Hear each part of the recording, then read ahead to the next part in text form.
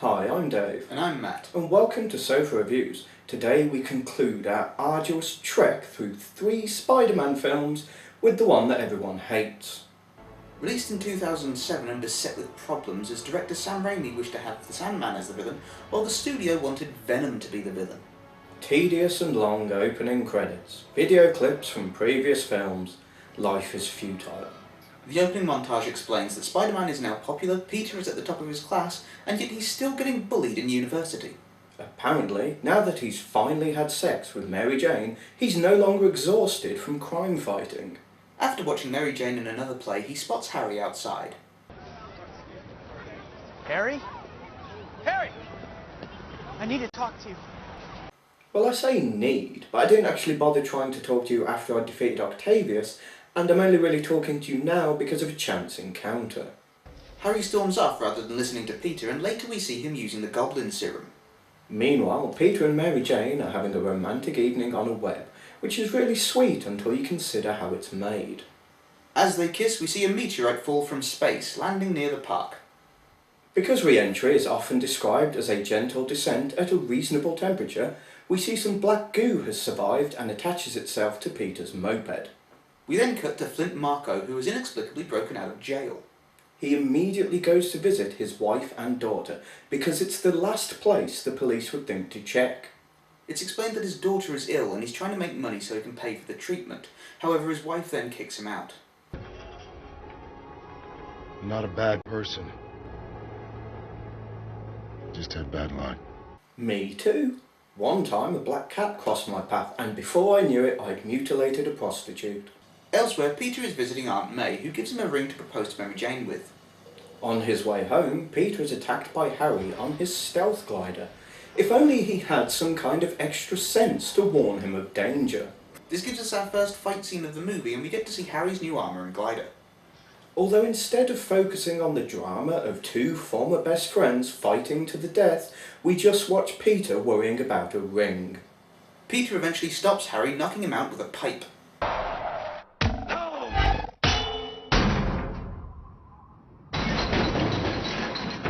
He then continues with his hobby of stripping Osborns before taking Harry to a hospital. Back with Flint, we see him being chased by the police into a test facility. As Flint was only in prison for murder, a fence is enough to discourage the police from following him or even warning anyone in the facility. Despite knowing that the test area has been contaminated, the scientists decide to go ahead with the experiment. For some reason, this poorly defined experiment turns Flint into sand and then scatters the pieces. Peter discovers that Harry has amnesia before we cut to Flint reforming as the Sandman. We get more fun talk about Mary Jane's play, with reviews saying that she's terrible, even though she was apparently brilliant in the last film. Of course, Peter can't stay and console her as Spider-Man is needed with a malfunctioning crane. For no good reason, Gwen Stacy, a girl from Peter's class, is doing a photo shoot in a nearby office. This is interrupted by a swinging girder and we're introduced to Eddie Brock. Edward Brock Jr. And I work at the Daily Bugle. And I'm dating your daughter. Okay, I know they say there's never a perfect time to say certain things, but before she plummets to her death, probably isn't the best time to tell him that you're banging his daughter. Of course, Spider-Man swings in and saves Gwen before discovering that Eddie works for the Bugle. They got a guy. Who, Parker? Yeah, look, just between you and me, guy's kind of an amateur. Have you noticed his stuff makes you look a little bloated? Just, yeah, a little chunky. Okay. You don't have to worry about that anymore, buddy. Yeah, 'cause I've got Photoshop, you fat bastard. We then catch up with Jameson, who's as awesome as ever, before he sets both Peter and Eddie a challenge. You want a staff job, and you want a staff job. Anybody care about what I want? I do. Shut up. Get out. I want the public to see Spider-Man for the 2-bit criminal he really is. He's a fake. He's full of stickum. Catch him in the act. Spider-Man with his hand in a cookie jar. Whoever brings me that photo gets a job. Well, what are you waiting for? Chinese New Year? Go, go, go. I'm on it, boss. Elsewhere, we get more tedium as Mary Jane is replaced in her play. Presumably, the director's now realising why you have auditions and practice before a show. Later that day, Sandman discovers that he can blend with other sand to make himself bigger and can fly for some reason. At the same time, there's a ceremony to celebrate Spider-Man and award him with the key to the city. But when he arrives, he decides to kiss Gwen, replicating the kiss he had with Mary Jane in the first film. This is interrupted as they see the Sandman on his way to steal money from an armoured truck. This gives us our first fight scene between Spider-Man and the Sandman, Spider-Man having to save the guards, which gives Sandman the chance to escape. That evening, we're treated to Bruce Campbell as Peter visits a French restaurant. Ha-ha! Name, please? Parker, Peter. He's planning to propose to Mary Jane, but after a chance encounter with Gwen Stacy, they end up arguing. When you kissed her, who was kissing her? Spider-Man or Peter?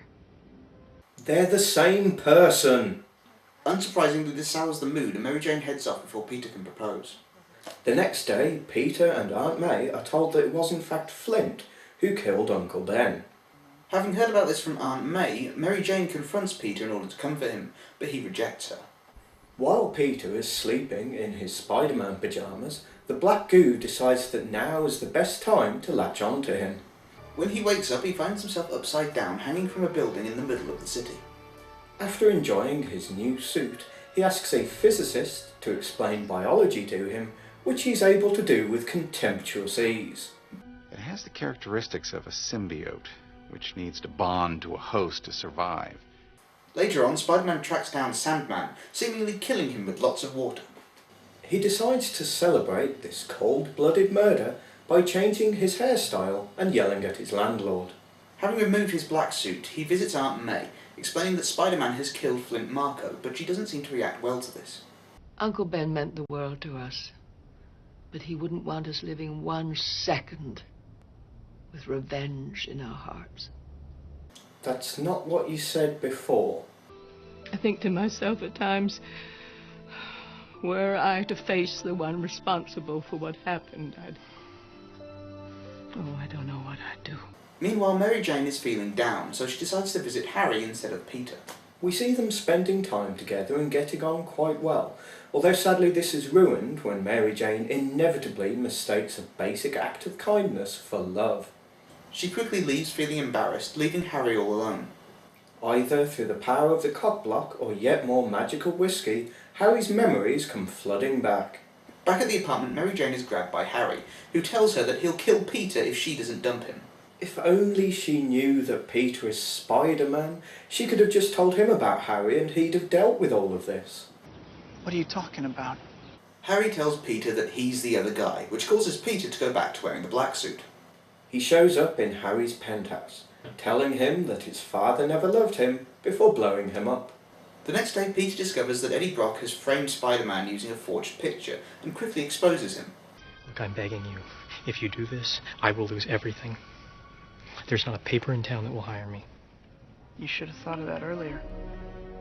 You can tell the black suit is turning Peter evil because he's standing up for the truth.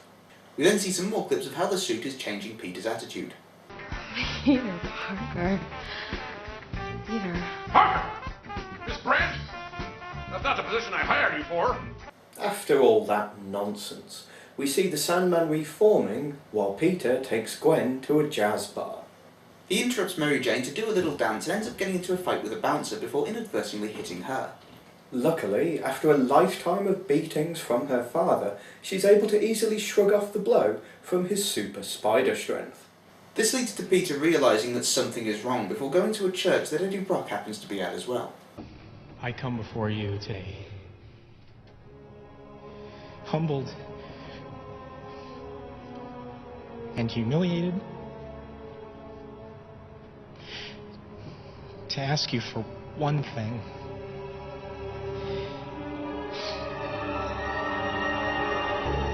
I want you to kill Peter Parker.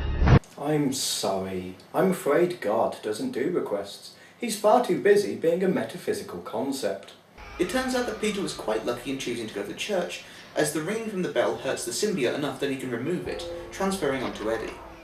I do hope that Eddie doesn't think the parasitic alien was a gift from God. The film then quickly sets up that Sandman and Venom have teamed up, taking Mary Jane hostage to lure out Spider-Man. However, this is weirdly done through a news report. Peter asks Harry for help, but is rejected until Harry's butler explains that because Norman was killed by the glider, it couldn't have been Spider-Man's fault. Although that kind of logic would have assumed suicide had he killed the Green Goblin using his own knife. Spider-Man goes to the construction site only to be overwhelmed by Venom and Sandman. It's hard to believe what's happening. What's hard to believe about a man who got superpowers from an alien symbiote, holding down a man who got his superpowers after being bitten by a radioactive spider, so that he can be pummeled by a giant man made out of sand due to some failed experiment? Luckily, Harry shows up in the nick of time to save Spider-Man, and the two of them work together surprisingly well, managing to save Mary Jane before Harry finishes off the Sandman. Meanwhile, Venom is chatting with Peter before Harry gets involved, taking yet another bump to the head, although this does manage to give Peter a clue on how to defeat Venom. Venom goes to kill Peter using Harry's glider, but Harry jumps in the way. He could have just tackled Venom or dragged Peter out of the way, but this was much more stupid. This gives Peter enough time to escape, and he uses some nearby metal bars to trap Venom in a sound cage. He drags Eddie away from the symbiote, but he jumps straight back towards it, along with the incredibly efficient explosion. Mary Jane goes to the dying Harry before Sandman reappears to justify himself. My daughter was dying. I needed money. I could have just got a job or sold some things, but shooting a defenceless old man seemed easier. Peter happily accepts that Ben's death was an accident and forgives the Sandman. And so Sandman, the murderer whose selfish actions have endangered thousands of lives, is allowed to fly away. Finally, Peter goes to Harry, reconciling their differences before Harry dies. Well, that's one way to end a love triangle. In conclusion, this is without question the worst film in the trilogy, but I can't help but feel it doesn't deserve the reputation it's gained. For one thing, the humour and style of the films are still ever present and top-notch, including the fight scenes, which are just as good as they've ever been, and more inventive in how they use the environment, particularly in the scuffle between Peter and Harry in his mansion, and especially in the fight with Venom when he uses sound to defeat him. Yeah, which is something they've taken directly from the comics, but sadly Venom feels ultimately wasted. He only shows up right at the end just so Spider-Man can kill him. Add to this the fact that Eddie Brock isn't a worthwhile, interesting, or even slightly sympathetic character. He's just a prick who gets what he deserves when Peter exposes him, yet carries on with his sense of self-entitlement. True, but the movie does give us the best characterizations yet. Harry, post-head trauma, does go on to become a much more friendly, likeable character, and you completely understand his friendship and kinship towards Peter. Meanwhile, Mary Jane is developed well too. Her frustration at life and Peter is illustrated well, and the spark between her and Harry is displayed much better than it was in the first film. That is a nice change, but sadly it's kind of cancelled out by adding lots of new, boring, uninteresting characters that are just there as plot points or for set pieces. The main examples, of course, being Captain Stacy and his daughter Gwen, who are mainly just there as some kind of needless fan service. It's also quite annoying how goofy Peter is now, far more than in the other films, just because he's with Mary Jane and because everyone now likes Spider-Man. I actually really like his descent into douchiness.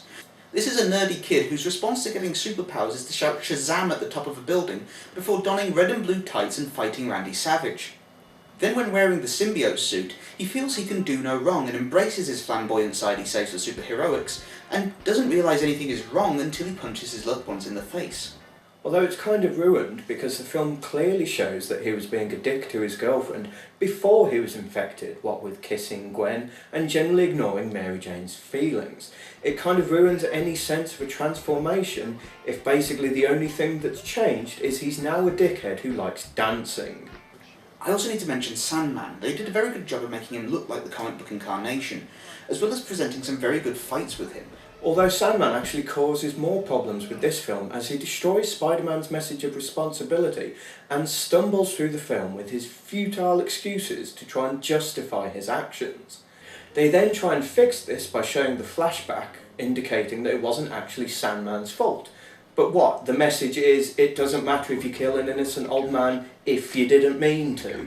True, and at the end of the day, this is an entertaining if flawed finale to the Spider-Man series. It finally brought a sense of humanity to some of the supporting characters, and while the reboot keeps the series alive, I am sad to see that this series ended on such a mixed bag. Ultimately, this film is a culmination of all the problems from the previous movies, full of characters with no real purpose or justification, and I watch films to escape those. Several other smaller. Get on with it, you morons! Pete discovers that Harry has amnesia, and I forgot the rest of my line. Perfect. For no good reason, Gwen Stacy, a student in bollocks. No, I'm sorry, I think that pretty much covers it.